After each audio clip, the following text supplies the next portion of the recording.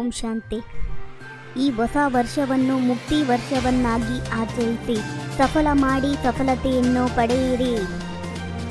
ಇಂದು ಹಳೆಯ ಯುಗ, ನಾಳೆ ಹೊಸ ಯುಗ ಸನ್ಮುಖದಲ್ಲಿ ನಿಂತಿದೆ.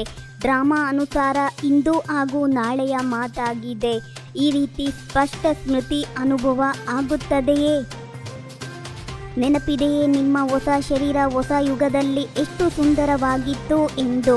ಎಂತಹ ಯುಗವಾಗಿತ್ತೋ, ಎಂತಹ ರಾಜ್ಯವಿತ್ತೋ, ಯಾವ ರೀತಿ ಪ್ರಕೃತಿ ದಾಸಿಯಾಗಿತ್ತೋ ಅನುಭವ ಮಾಡಿ ತಮ್ಮ ರಾಜ್ಯ ಎಷ್ಟು ಪ್ರಿಯವಾಗಿದೆ, ಭಿನ್ನವೂ ಆಗಿದೆ, ಪ್ರಿಯವೂ ಆಗಿದೆ ಎಂದ ಮೇಲೆ ಕ್ಷಣದಲ್ಲಿ ಕೇವಲ ನಮ್ಮ ರಾಜ್ಯ ಹಾಗೂ ತಮ್ಮ ವಿಶ್ವ ರಾಜ್ಯ ಅಧಿಕಾರಿ ಸ್ವರೂಪ ಸ್ಮೃತಿಯಲ್ಲಿ ಬಂದು ಬಿಡಲಿ.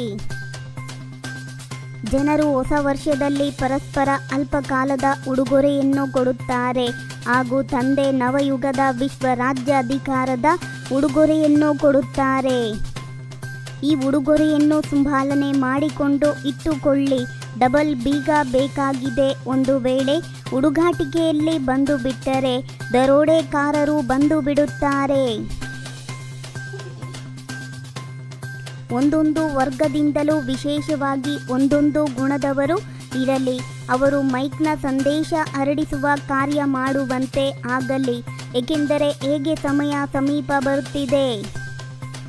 ಸರ್ವ ವರ್ಗದವರು, ಸರ್ವ ಧರ್ಮದವರು ಎಲ್ಲರ ಮುಖದಿಂದ ಒಂದೇ ಕೂಗು ಹೊರಬರಲಿ.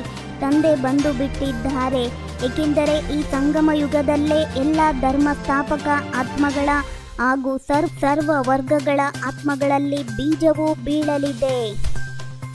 ಇದು ತಯಾರಾಗಬೇಕು. ಒಬ್ಬರೂ ಸಹ ಮಿಸ್ ಆಗಬಾರದು.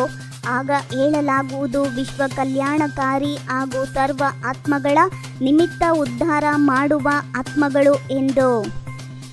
ದ್ವಾಪರದಲ್ಲಿ ಅಥವಾ ಕಲಿಯುಗದಲ್ಲಿ ಯಾರು ಸಂಶೋಧಕರು ನಿಮಿತ್ತ ನೀವೆಲ್ಲರೂ ಯಾವಾಗ ಮುಂದಿನ ಬಾರಿ ಹೊಸ ವರ್ಷಕ್ಕೆ ಮತ್ತೆ ಬರುತ್ತೀರಿ? ಆಗ ಬರುವ ಹೊಸ ವರ್ಷದ ಉಡುಗೊರೆಯಲ್ಲಿ ಬಾಪ್ ದಾದಾರವರು ಇಂತಹ ಹೂಗುಚ್ಛವನ್ನು ನೋಡಲು ಬಯಸುತ್ತಾರೆ. ಸ್ವಕಲ್ಯಾಣದ ಶ್ರೇಷ್ಠ ಯೋಜನೆಯನ್ನು ಮಾಡದಿದ್ದರೆ ವಿಶ್ವ ಸೇವೆಯಲ್ಲಿ ಸಕಾಶ ಸಿಗಲು ಸಾಧ್ಯವಿಲ್ಲ. ತಂದೆಯೊಂದಿಗೆ ಈ ಪ್ರತಿಜ್ಞೆಯನ್ನು ಮಾಡಿ ನಾವು ತಂದೆಯ ಸಮಾನ ಆಗಿ ತೋರಿಸುತ್ತೇವೆ ಎಂದು. ಅವರಿಗೆ ಶಕ್ತಿ ನಿಮ್ಮ ಮೂಲಕವೇ ಸಿಗಬೇಕಾಗಿದೆ.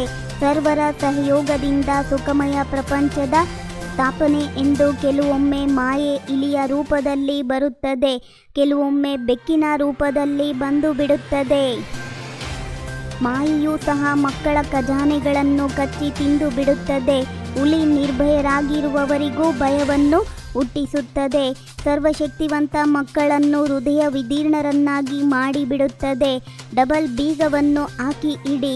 ಈ ವರ್ಷ ಯಾರನ್ನೂ ಬರಲು ಬಿಡಬೇಡಿ. ಸಮಯ, ಸಂಕಲ್ಪ, ಶ್ವಾಸ ಹಾಗೂ ತನು ಮನ ಧನವನ್ನು ಸಫಲ ಮಾಡಿ ವ್ಯರ್ಥವಾಗಿ ಕಳೆಯಬೇಡಿ. ಆಪತ್ತಿನ ಕಾಲಕ್ಕಾಗಿ ಸಂಭಾಲನೆ ಮಾಡಿಕೊಂಡು ಇಡಬೇಡಿ. ನಾನು ಇದನ್ನು ಮಾಡಿದೆ, ನಾನು ಇದನ್ನು ಮಾಡುತ್ತೇನೆ, ಈ ರೀತಿ ನಾನು ಎನ್ನಬೇಡಿ. ಬಾಬಾ ಬಾಬಾ ಎಂದು ಹೇಳಿ. ಆಗ ಪದಮದಷ್ಟು ಜಮಾ ಆಗುವುದು.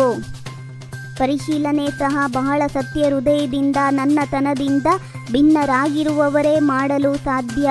ಬಾಬಾ ಬಾಬಾ ಎಂದು ಹೇಳಿದ್ದೀರಿ, ಆದ್ದರಿಂದಲೇ ವಾರಸುದಾರರಾದಿರಿ. ಈ ವರ್ಷದಲ್ಲಿ ಬಾಪ್ ದಾದಾರವರು ತೆರೆದ ಹೃದಯದಿಂದ ವರದಾನವನ್ನು ಕೊಡುತ್ತಿದ್ದಾರೆ.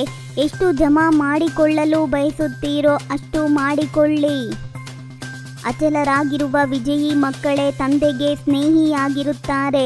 ಸ್ನೇಹಿ ಮಕ್ಕಳು ಸದಾ ಬ್ರಹ್ಮ ತಂದೆಯ ಭುಜಗಳಲ್ಲಿ ಸಮಾವೇಶವಾಗಿರುತ್ತಾರೆ. ಸರ್ವ ಖಜಾನೆಗಳ ಕೀಲಿ ಕೈ ಪ್ರಾಪ್ತಿ ಮಾಡಿಕೊಳ್ಳಬೇಕಾದರೆ ಪರಮಾತ್ಮ ಪ್ರೀತಿಯ ಅನುಭವಿಗಳಾಗಿ.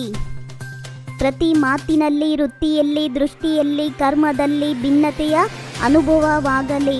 ಮನಸ್ಸಿನ ಏಕಾಗ್ರತೆಯಲ್ಲಿ ಅಟೆನ್ಷನ್ ಕೊಡಿ. ಆರ್ಡರ್ನಿಂದ ಮನಸ್ಸನ್ನು ನಡೆಸಿ. ಏನೆಲ್ಲ ಇದೆಯೋ ಅದೆಲ್ಲವನ್ನು ಸಫಲ ಮಾಡಿ ತಂದೆಗೆ ಬೇಕಾಗಿಲ್ಲ, ನಿಮಗಾಗಿ ಜಮಾ ಮಾಡಿಕೊಳ್ಳಿ. ಬಾಪ್ ದಾದಾ ಅವರಂತೂ ದಾತ ಆಗಿದ್ದಾರೆ.